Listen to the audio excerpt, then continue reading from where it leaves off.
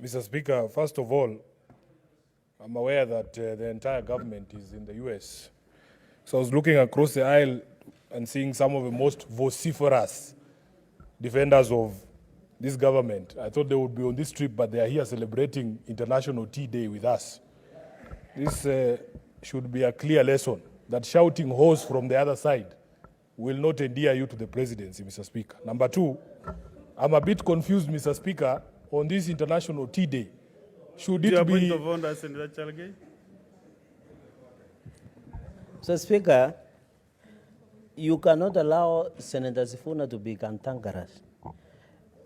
Mr. Speaker, under Section 105, Parliament and Senate Mwaso is an independent arm of government. The trip, Mr. Speaker, is undertaken by the National Executive. Is it in order to try and cast aspersions by indicating that any trip that is taken outside Parliament or outside by the Executive should be taken with parliamentarians? Yet we have our own budget and we are independent arm of government. Is he making it in good faith, Mr. Speaker? Or is jealousy that he was left out of the trip? Can he be clear? Senate. Honorable Speaker, I want members of this House to reflect on their own standing. When you are only invited to trips to the goat auction in Mogosho, but others are taken to the US, you should reflect on your standing within your own party. Mr. Speaker, the second point I wanted clarity on is whether in celebrating this International Tea Day, we are celebrating the growers or the drinkers. Because if it is the drinkers of tea, that debate should be properly anchored by Senator Osotsi from Vihiga and myself as the leading Luya leaders in this House, who are known to be the highest consumers of this product. I don't know what Cherargei knows about tea more than Senator Osotsi, because Osotsi both grows the tea and drinks tea heavily, Honorable Speaker. So my concern really is that clarity. Maybe the maker of that statement can tell us, are we celebrating the drinkers or the growers? Thirdly, Honorable Speaker, I was a bit surprised hearing the head of state speak the other day, and he said that he is not aware of any Kenyan tea brand. I have grown up drinking Ketepa, knowing this is Kenyan tea.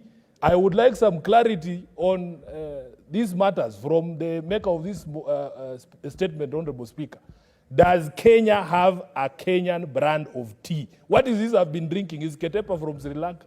Honorable Speaker, finally, I want to encourage the leadership of the areas, Nandi and even Bomet, where this tea is grown, to also reflect on the resolution of the disputes that we have seen, especially regarding foreign companies that have been holding land in those areas and have been growing tea all these years.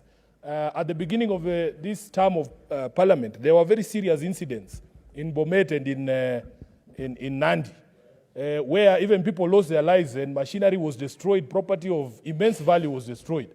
Honorable Speaker, we never hear from Cherargei how that matter was resolved. In fact, the protests there were more violent, and we didn't see the sort of police action being taken on people in Nandi and people in Bomet who are burning property and destroying property owned by these companies, Honorable Speaker. So as we celebrate this International Tea Day, please let us reflect on all these matters so that we as a country can protect this very key source of foreign exchange and this industry that employs thousands of Kenyans. I thank you, Honorable Speaker.